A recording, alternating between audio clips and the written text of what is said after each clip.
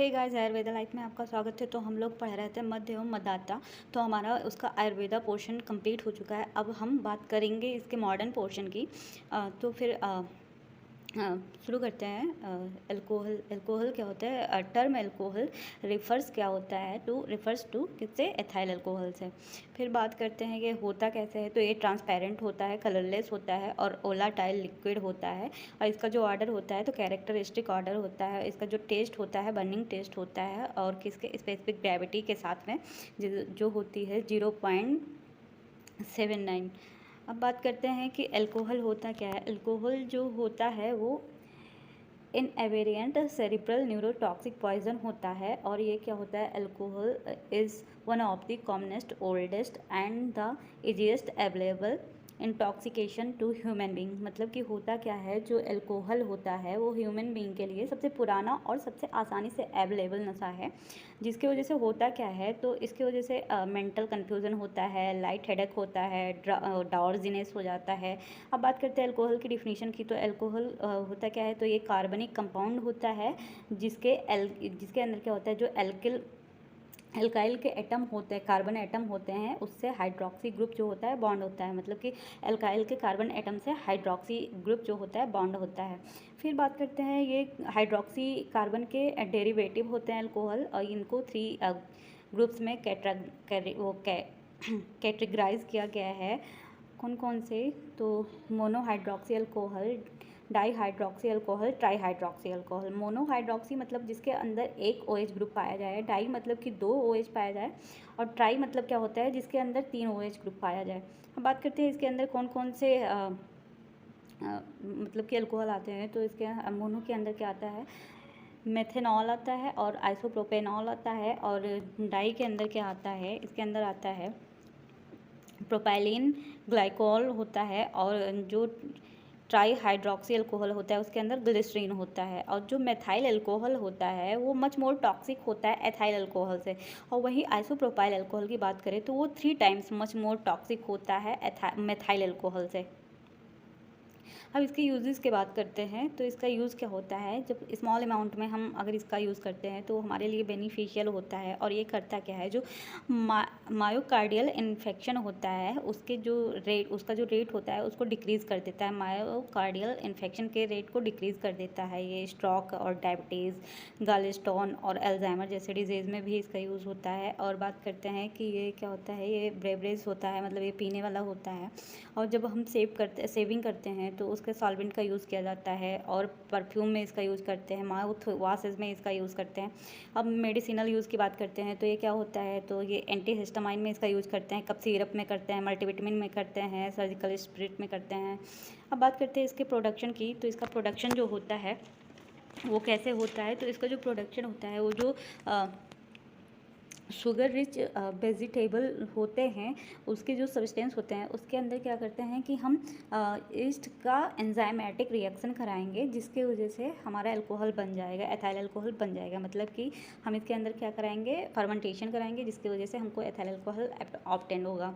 अब बात करते हैं अल्कोहलिक बेवरेजेस की। तो इसमें क्या होता है, रम में हमारा जो होता है 50 से 60% होता है।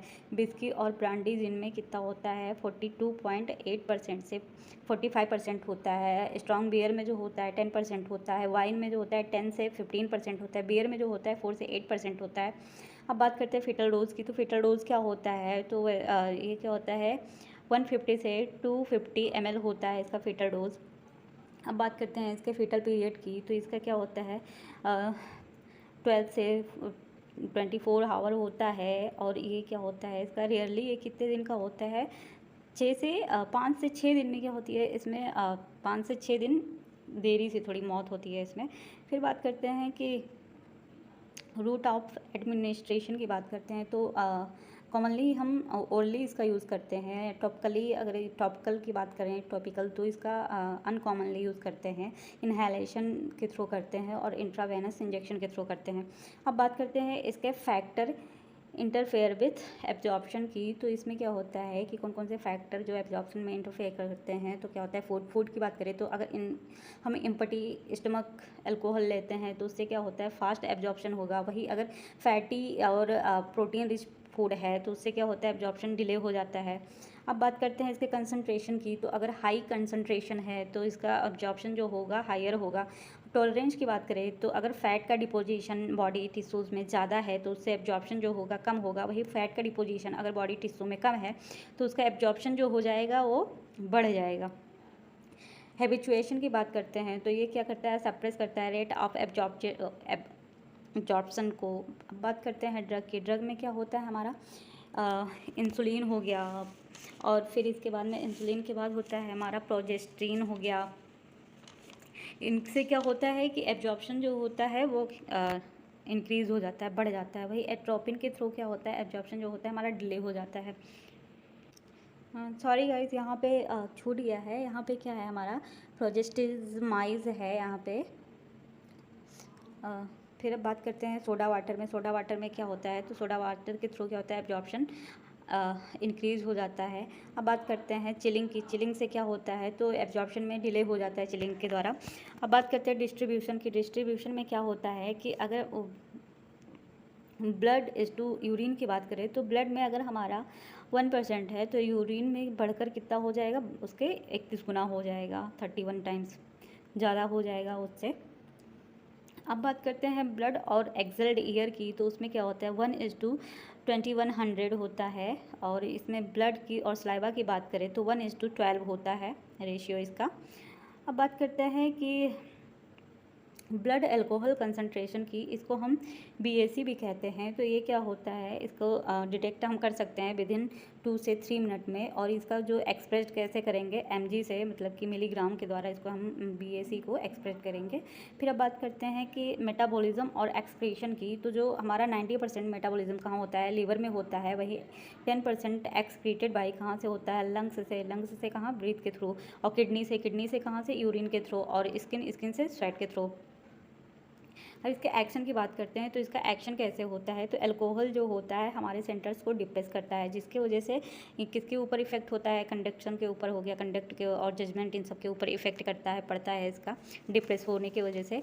तो ये क्या करते क्या हैं कि ये जो कंडक्ट और ये सब जजमेंट, ये सब इसकी वजह से होता क्या है कि जब ये नॉर्मल रहते हैं तो ये जो हमारा ह्यूमन बिहेवियर एटीट्यूड होता है उसको ये कंट्रोल करते हैं। बट वही जब डिप्रेस हो जाते हैं तो रिज़ल्ट क्या होता है कि ये इनमें, इनके बिहेवियर में जो होता है चेंज हो जाता है।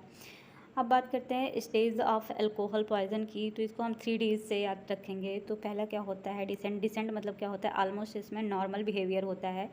डिलाइट का मतलब, डिलाइटेड में क्या होता है, यूफोरिया हो जाता है, मतलब कि उसका सेंस ऑफ वेलबींग हो जाता है, वेलबींग होता है। फिर बात करते हैं डेजी की। डेजी में क्या होता है, वो सेंसलेस हो जाता है।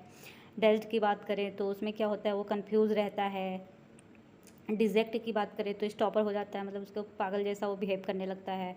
फिर अगर बात करें डेड डंक की, तो उसमें ड्रंक की, तो उसमें क्या होता है, वो कोमा में चला जाता है। डेथ की बात करें तो उसके अंदर क्या होता है, जो रिस्पायरेटरी, इसके अंदर जो होता है रिस्पायरेटरी पैरालिसिस हो जाता है, इसके वजह से डेथ हो जाता है। अब बात करते हैं कॉज ऑफ डेथ की। तो क्या होता है कॉज ऑफ डेथ, तो उसमें क्या होता है कि जब ब्रेन स्टम पे इसका ये डायरेक्ट डिप्रेस इफेक्ट होता है ब्रेन स्टम पे, तो उसके वजह से डेथ होता है। फिर इसके बाद में क्या होता है कि जब due to expiration of vomiting, तो उससे एस्पॉक्सिया हो जाता है। एस्पॉक्सिया हो जाता है मतलब कि वो क्या होता है कि अपने वोमिट को ही एक्सपायर कर लेता है, इसके वजह से डेथ हो जाती है। फिर बात करते हैं कि अल्कोहल की टाइप की। तो ये हम अपने नेक्स्ट वीडियो में देखेंगे। Thank you guys.